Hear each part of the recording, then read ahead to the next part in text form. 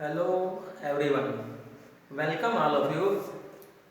प्यारे विद्यार्थियों, आज का जो हमारा टॉपिक है वो है electric dipole in uniform two dimensional electric field.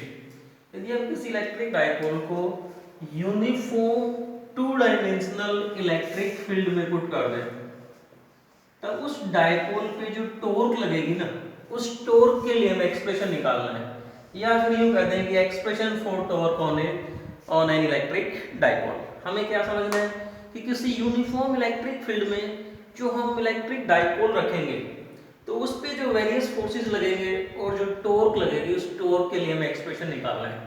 तो यूनिफॉर्म इलेक्ट्रिक फील्ड को रिप्रेजेंट करने के लिए हमने यहाँ पर इक्वल डिस्टेंस पे ये पैरेलल लाइंस ड्रा कर रखी हैं। These parallel lines represents uniform electric field। अब इस यूनिफॉर्म इलेक्ट्रिक फील्ड में हम किसी इलेक्ट्रिक डाइपोल की बात करते हैं। Suppose these two charges minus q at this point and plus q at this point represent an electric dipole, और length of dipole is AB is equal to 2a। इस dipole की length को हमने AB जिसको 2a नाम दे दिया है। We know that dipole moment is equal to P is equal to Q into 2a। 2a is length and this is dipole moment. ये हमारे पास में यूनिफॉर्म इलेक्ट्रिक फील्ड में हमने इलेक्ट्रिक डाइपोल को रखा हुआ है।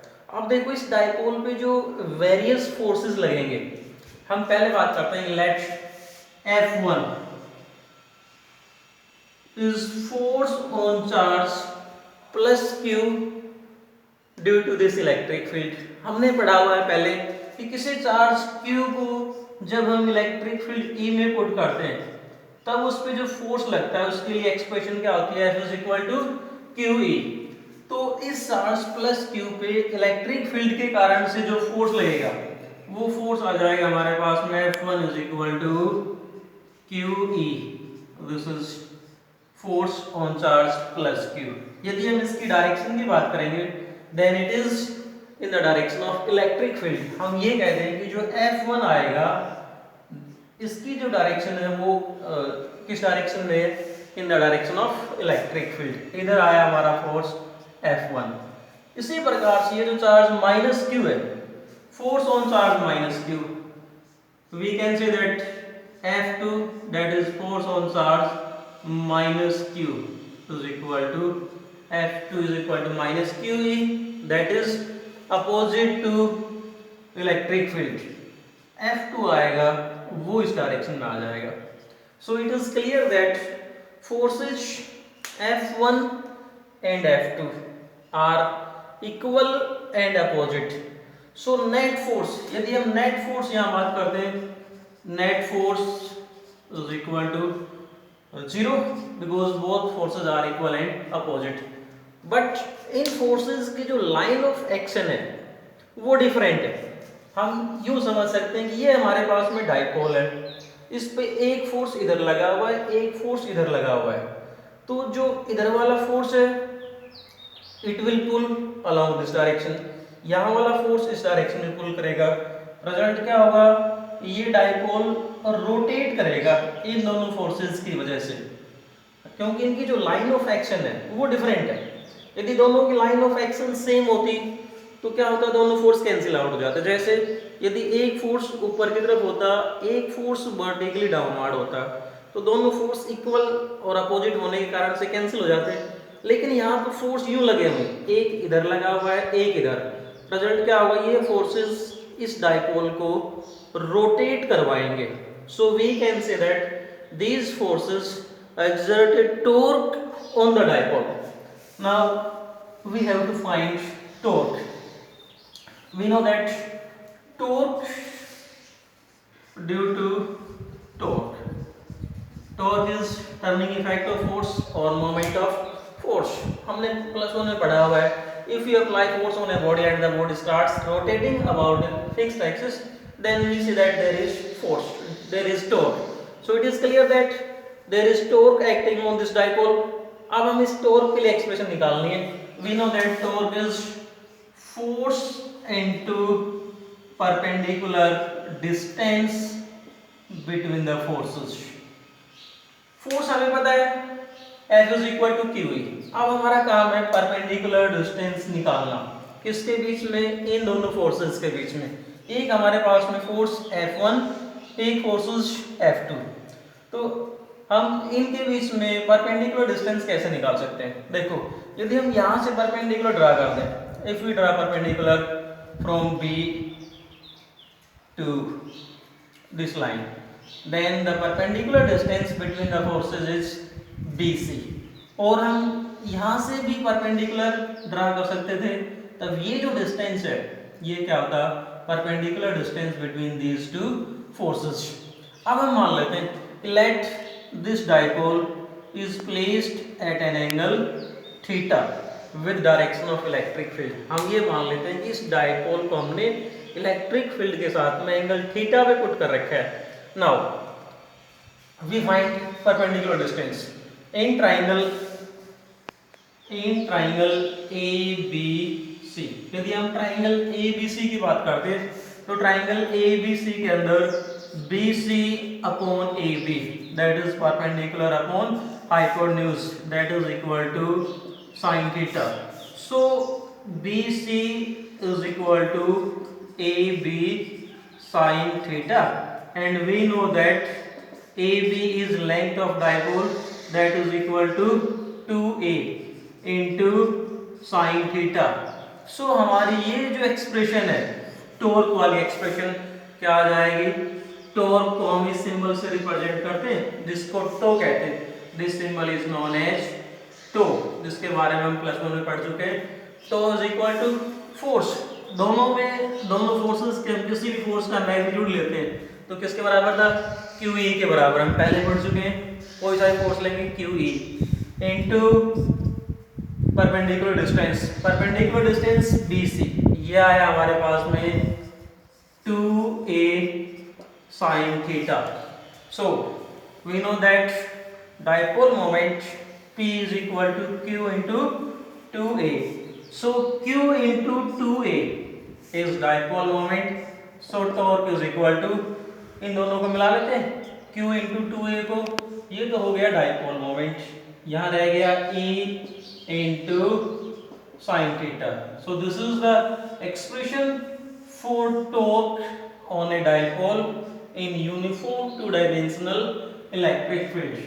इसी एक्सप्रेशन को यदि हम वेक्टर फॉर्म में लेके आए तो we know that dipole moment and electric field both are vector quantity. Dipole moment की जो डायरेक्शन थी यहाँ से क्लियर है, डाइपोल मोमेंट होता है नेगेटिव से पॉजिटिव की तरफ, और इलेक्ट्रिक फील्ड इस डायरेक्शन में, दोनों के बीच में एंगल थीटा है। And we know that A cross B modulus is equal to AB sin theta. So ये जो एक्सप्रेशन है इसको हम वेक्टर फॉर्म में लेके आएंगे तो we can write vector torque is equal to P cross E। This is another expression for torque in vector form. अब यदि यहां से हम इस डाइपोल मोमेंट की डायरेक्शन निकालें, देन डायरेक्शन ऑफ टॉर्क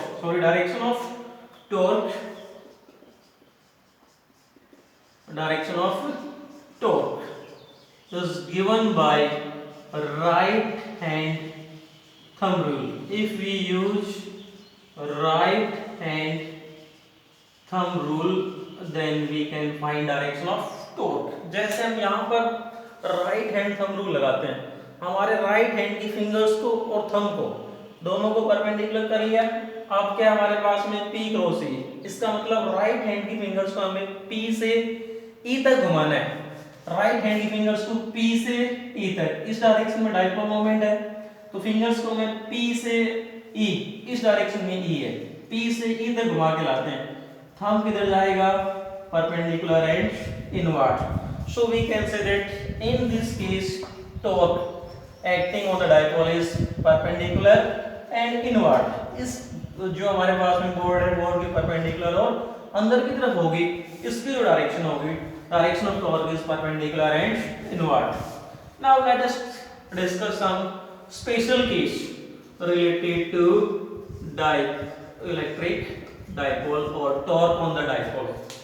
कुछ एक स्पेशल केस लेते हैं. First case,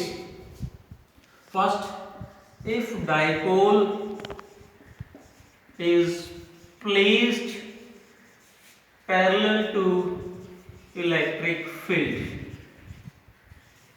if dipole is placed parallel to electric field or in the direction of electric field, that is first case में ये ले रहा हूं कि थीटा इज इक्वल टू 0. कहने का मतलब हमारे पास ये है कि डाइपोल इस डायरेक्शन में है. अब इलेक्ट्रिक फील्ड और डाइपोल मोमेंट के बीच में एंगल जो है वो थीटा है. यदि थीटा की वैल्यू 0 हो, इसका मतलब इस डाइपोल को हम इलेक्ट्रिक फील्ड के पैरेलल यूं पुट कर दें. इसी डायरेक्शन में इलेक्ट्रिक फील्ड है और इसी डायरेक्शन में डाइपोल को पुट कर दें, then theta is equal to 0. तो ये जो दोनों फोर्सेज हैं, जो फोर्स यहाँ लगा था वो इस डायरेक्शन में आ जाएगा और ये इस डायरेक्शन में. दोनों फोर्स कैसे हो गए? Equal and opposite. Means there will be no rotation, so torque is equal to 0. Also we know that if theta is equal to 0 then sin 0 is also equal to 0. So यहाँ हम put कर दें, theta की value 0 put करेंगे तो sin 0 0 होता है. So torque is equal to क्या आ जाएगा? 0. This is the minimum torque. और ये जो कंडीशन है इसको हम बोलते हैं स्टेबल इक्विलिब्रियम. सो हमारे पास में काफी इंपॉर्टेंट क्वेश्चन आ जाता है, what is the condition for stable equilibrium, कि कहीं इलेक्ट्रिक डाइपोल स्टेबल इक्विलिब्रियम में कब होगा. क्या कंडीशन है इसके लिए कि if theta is equal to 0 means electric dipole is placed parallel to electric field, then torque is equal to 0. so this condition is known as stable equilibrium. Second जो condition बनती है हमारे पास में वो ये आ जाती है कि if theta is equal to, second condition, if theta is equal to 90 degree then we know that sin 90 is 1. sin की जो मैक्सिमम वैल्यू होती है वो 1 होती है. और कब if theta is equal to 90 degree then torque is equal to sin 91 हो गया, इसकी जगह हम 1 पुट करेंगे, then torque is equal to PE. so this is the maximum torque acting on a dipole. This is the maximum torque acting on a dipole. So another important question जो multiple choice या optional question में आता है कि what is the condition for maximum torque. तो maximum torque के लिए condition क्या आ गई कि ये जो हमारा डाइपोल है, यदि हम इसको इलेक्ट्रिक फील्ड के परपेंडिकुलर पुट कर दें, if dipole is placed perpendicular to electric field then in that case torque is maximum. Another condition जो आती है, if dipole is opposite to electric field, if dipole is opposite to electric field, यदि हम electric dipole को यहाँ पर हमने dipole को इलेक्ट्रिक फील्ड के जस्ट अपोजिट कर दें, मतलब इस डायरेक्शन में इलेक्ट्रिक फील्ड और डाइपोल को उल्टा कर देते हैं, तो इन that case dipole will rotate bye 180 degree. हम ये कहते हैं कि जो डाइपोल है that will rotate bye 180 degree and that condition is known as unstable equilibrium. So condition for unstable equilibrium is theta if theta is equal to 180 degree then that is unstable equilibrium. और maximum torque के लिए if theta is equal to 90 degree और stable equilibrium के लिए क्या condition होती है? theta is equal to 0. Thank you students, have a nice day. और चैनल को लाइक और सब्सक्राइब जरूर कर दीजिए और साथ ही बेल आइकन को भी प्रेस कर दीजिए ताकि आपको आने वाले नोटिफिकेशन मिलते रहें. Once again thank you.